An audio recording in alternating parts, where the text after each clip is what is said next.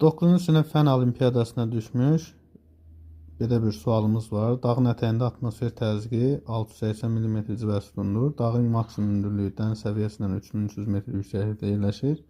Dağın zirvəsi ilə ətəyi arasındakı temperatur fərqini Fahrenheit şkalası ilə müəyyən edin. Fahrenheit şkalasını müəyyən etmək üçün ilk növbədə bizim belə bir düsturumuz var. Celsius bərabərdir Fahrenheit çıxılsın 32 bölünsün 1,8. Fahrenheit bərabərdir, həmən düsturdan çıxarış olur. Celsius vurulsun 1,8 plus 32.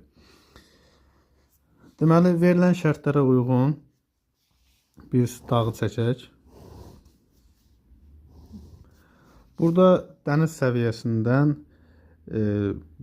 belə deyək, fərq var dağın ətəyindən. Çünki dağın ətəyi 680 mm civə sütunudur. Dağın ətəyi dəniz səviyyəsinə düşmədiyinə görə dəniz ondan aşağıdadır. Dəniz səviyyəsində isə 760 mm civə sütunudur və ümumi dağın hündürlüyü 3300 metrdir. 760-dan 680-i çıxırıq. 80 mm.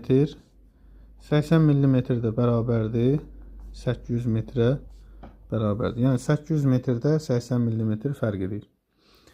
Biz ümumi dağın mütləq maksimum hündürlüyü 3300-dür. 3300-dən çıxırıq 800, 2500 qalır. 2500-ü isə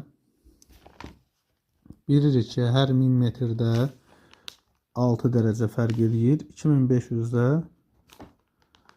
15 dərəcə fərq edər. Düsturdan istifadə edək. Düsturumuz budur. F bərabərdir. Celsius tapdıqdır 15 dərəcə. Vurulsun 1,8 minus, daha doğrusu plus 32. O da bərabərdir 59 Fahrenheit olar.